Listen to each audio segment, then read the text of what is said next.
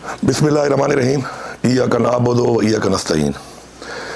इमरान खान साहब से काफ़ी अरसे के बाद मुलाकात के हवाले से मैं आपको बताना चाहता हूँ कि चूँकि इमरान खान साहब से मेरी मुलाकात कोई 5-6 महीने पहले लास्ट टाइम हुई थी और इस दरमियान में काफ़ी ऐसे मामलात हुए और काफ़ी ऐसी चीज़ें हुई जो उनसे बताना और उनके साथ डिस्कस करना बहुत ज़रूरी था। तो हुकूमती हवाले से मैं ये कहूँगा कि पिछली मुलाकात में भी ये फ़ैसला हुआ था कि हमने अपनी काबीना के अंदर और अपनी हुकूमत के अंदर जो चीज़ें की, इस्लाहात किए या करने हैं, तो उसके अंदर हम कोई तब्दीलियाँ करेंगे। और उस वक्त भी मैंने असद कैसर साहब को और शाहराम साहब को बुलाया था और उस हवाले से बाकी जो लोग थे इनके बारे में बातचीत हुई थी, उनको मैंने आगाह किया था कि इस तरह का प्लान बन रहा है कि हम कुछ मिनिस्ट्रीज़ में और कुछ मिनिस्टर्स में हम कुछ चेंजेस करेंगे। लेकिन मैंने इमरान खान साहब से कहा कि चूँकि बजट आ रहा है तो बजट के बाद हम ये तब्दीलियाँ करेंगे।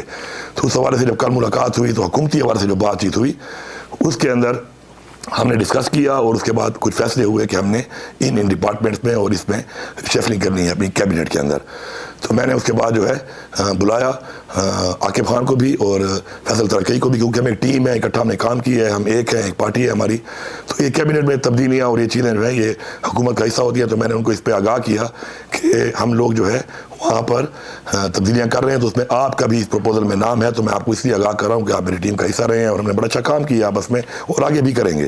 तो उसके ऊपर उन्होंने जो रिज़ाइन दिया है, तो उस हवाले से ये हुकूमती मामलात में इस तरह की चीज़ें होती रहती हैं और उस हवाले से ही है, इसमें कोई ऐसी दूसरी बात नहीं। और मज़ीद भी इसके अंदर अभी जाकर इंशाअल्लाह पेशावर मज़ीद भी हम कुछ चेंजेस और अपनी जो है खान साहब के साथ जो बातचीत हुई है उसके मुशावरत के बाद जो है हम इंशाअल्लाह इक़दामात उठाएँगे। इसके अलावा जो मज़ीद बातचीत हुई पार्टी के हवाले से और बाकी बातचीत हुई और खान साहब ने अहकामात दिए मुख्तलिफ, तो उस हवाले से जो अलीमा खान साहिबा ने आज जो बात की है, तो मैं बड़ी क्लैरिटी से बात करता हूँ कि इमरान खान मेरा लीडर है और मैं इमरान खान का वफादार हूँ। मेरा ये हक बनता है कि मैं इमरान खान को सच्ची बात करूँ और हक की बात करूँ। उसके लिए शिकायत वाली बात जो है, शिकायत कमज़ोर लोग करते हैं और शिकायत मुनाफिक लोग करते हैं। मैंने कोई शिकायत नहीं की। मैंने इमरान खान साहब को मुकम्मल आगाह किया कि पिछले इस दौर में, इस टाइम में क्या क्या होता रहा, किस तरह होता रहा। तो उस हवाले से जो बात हुई वो ये हुई कि पहले चूँकि मुलाकात मुझे दी नहीं जा रही थी और सिर्फ बहनों की मुलाकात है और उन्हीं के ज़रिए ही कोई चीज़ बाहर आती है और वही फिर जारी बात है आगे अवाम में जाती है। तो पार्टी में एक बहुत बड़ी तकसीम आ चुकी है और मैंने उनके बारे में बताया उनको कि जब बजट पेश करने की बात है, आपने कहा कि मुशावरत की जाए, लेकिन चूँकि इदारे नहीं चाहते थे, इस्टेब्लिशमेंट नहीं चाहती थी, तो उन्हें मुलाकात नहीं छोड़ी। और जब मुलाकात नहीं छोड़ी तो बजट पेश ना करके ज़ाहिर बात है फिर हम टेक्निकली डिस्क्वालीफाई हो जाते, हुकूमत ख़त्म हो जाती। जबकि आपके ऐसे अहकामात नहीं आए थे तो हमने उस बजट को पेश कर दिया। लेकिन इस बजट को पेश करने के बाद जो मेरी पूरी पार्लियामेंट, तमाम MPAs और मुझे गद्दार डिक्लेयर करके पूरी कैंपेनें चलाई गई, वो बिल्कुल गैर मुनासिब थी। और उसके ऊपर कोई क्लैरिटी मुलाकातें होने के बाद आपसे बहनों को बार बार कहने के बावजूद कि आप इस पर क्लैरिटी लेके आए, नहीं आई और यही लगा कि जी हम इमरान खान साहब के अल्लाह माफ़ करे खिलाफ जा रहे हैं, जबकि ऐसा नहीं था। फिर 1.5-2 महीने चलता रहा। उसके बाद फिर आगे जाकर जब बजट पास करने की बारी आई तो वही सिचुएशन वो नहीं मिलने दे रहे थे। तो बड़ी मुश्किल से मेरे सैफ की एक मुलाकात हुई जिसमें खान साहब को मैंने कहा कि आपने कहा कि जी अगर ऐसा मसला है तो ठीक है, बजट तो फिर पास करना पड़ेगा। और बजट हमने पास कर दिया और बता के किया, सारी वजाहत के साथ किया कि बजट में कोई भी तब्दीली खान साहब करना चाहें तो कर सकते हैं। और मैंने कहा खान साहब मैंने आपका इख्तियार आपके पास रखा हुआ है, अभी आप कहें तो आपके मुंह से निकलने में और हुकूमत ख़त्म करने में एक लम्हा भी नहीं है, तो आपका इख्तियार आपके पास है। लेकिन इसके ऊपर पूरे के पूरे मेरे MPA, पूरी पार्टी, मुझे ऊपर ये इल्ज़ाम लगाए गए कि हमने गद्दारी करके बजट पास किया है। और इसके ऊपर इतनी मुलाकातें होने के बाद, बार बार मेरे कहने के बाद बावजूद कि इस पर मौक़िफ़ को क्लियर किया जाए, नहीं किया गया, बल्कि प्रोवोक किया जा रहा है उल्टा। और प्रोवोक करके ये कैंपेनें चलाई जा रही हैं बार बार और मुतवातिर कैंपेनें चल रही हैं। फिर उसके बाद एक नया जो है कैंपेन चला दी गई कि जी माइनस इमरान खान कर रहे हैं।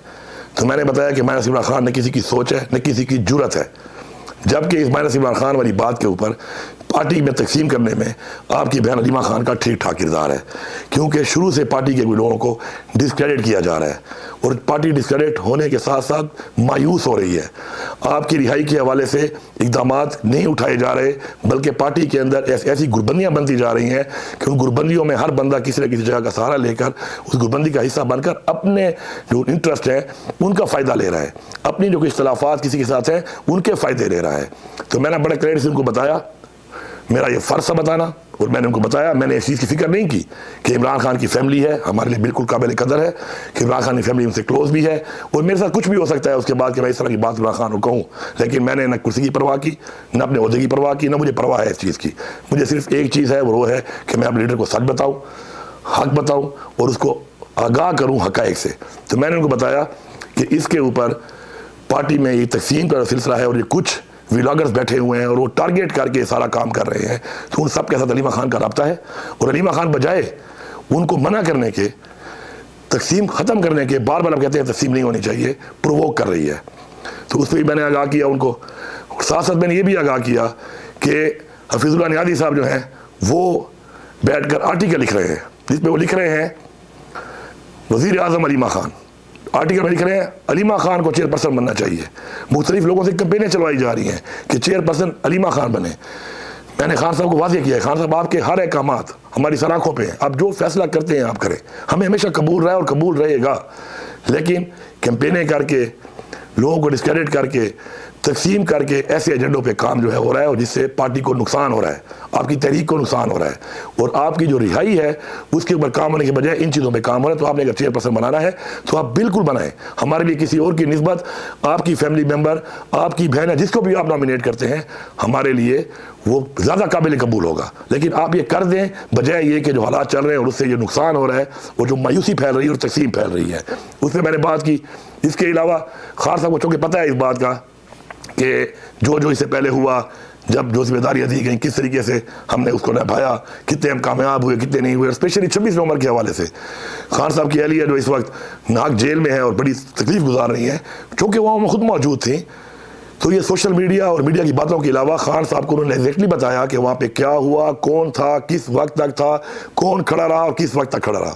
تو خان صاحب سب جانتے ہیں اس معاملے میں، کیونکہ ان کو جو بتانے والا شخص ہے، جو ان کی بیوی ہیں بشرا بی بی، انہوں نے پورا ان کو ایکسپلین کیا ہوا ہے. اور وہ چونکہ جیل میں ملاقات بھی ہوتی رہتی ہے ان کی، تو ان کو پوری ہر چیز کا پتہ ہے.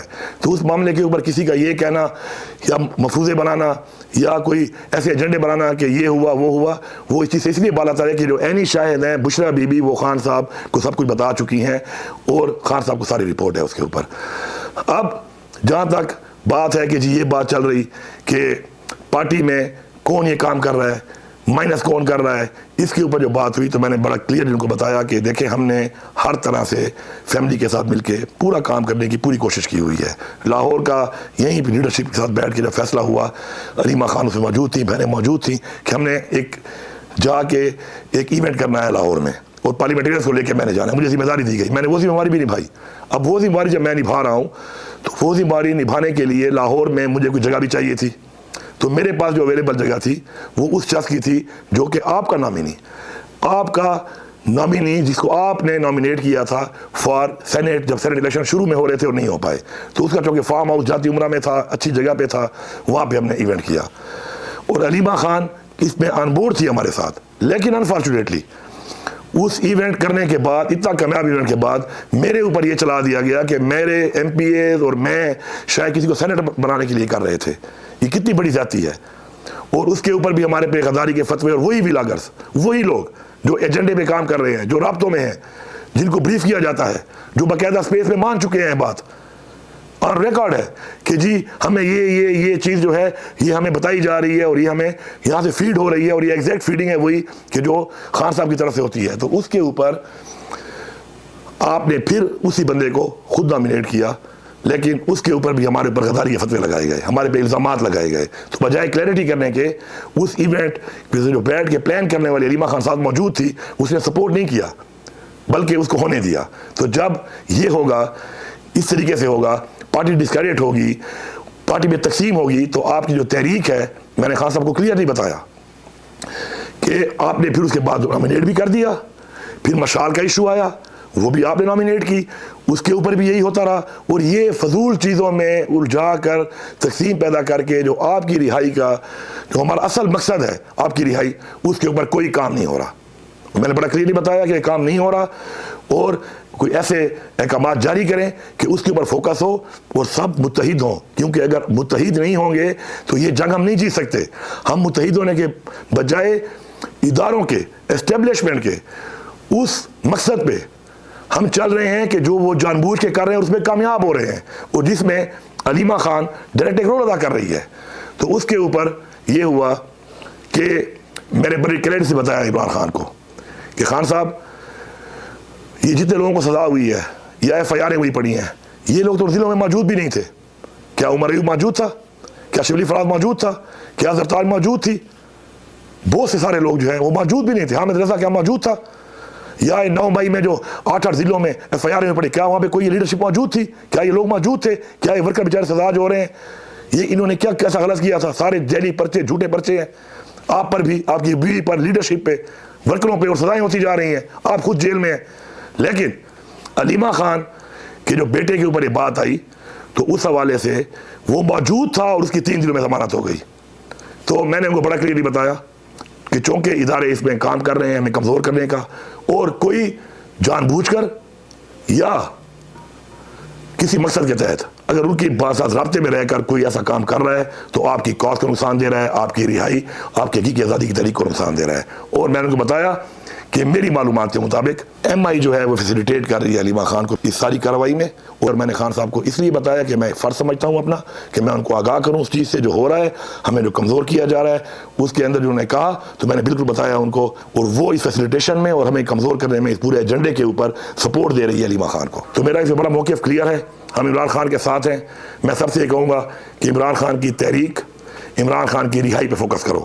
جس کام پہ آپ لگے ہوئے ہیں، جو کام آپ کر رہے ہیں، میں نے اپنے لیڈر کو کھل کے بتایا ہے، ہر چیز سے بالا تر کے بتایا ہے، اور میں نے وفاداری کا ثبوت دیا اپنے لیڈر کے ساتھ کہ جو حقائق یہاں پہ تھے میں نے ان کے سامنے رکھے ہیں، اور مجھے اس پہ فخر ہے. اس کے علاوہ میں پوری قوم کو اور پوری دنیا کے مسلمانوں کو ایک پیغام دینا چاہتا ہوں کہ یہ جو اس وقت بات چل رہی ہے فلسطین کے حوالے سے، ہم کسی بھی طرح بحیثیت مسلمان، بحیثیت پاکستانی، اپنے ایمان کے طور پر کبھی بھی اسرائیل کو تسلیم نہیں کرتے. ہم کبھی بھی 2 اسٹیٹ کو نہیں مانتے، ہم صرف 1 اسٹیٹ مانتے ہیں، اور وہ ہے فلسطین. یہ ہمارا واضح موقف ہے، اور ہم اس پہ سب اپنا ایمان سمجھ کے اس کے لیے ہر حد تک انشاءاللہ جائیں گے، اور ساتھ کھڑے ہیں اپنی فلسطین کی عوام کے اور فلسطین ایز اے 1 اسٹیٹ کے ساتھ. شکریہ.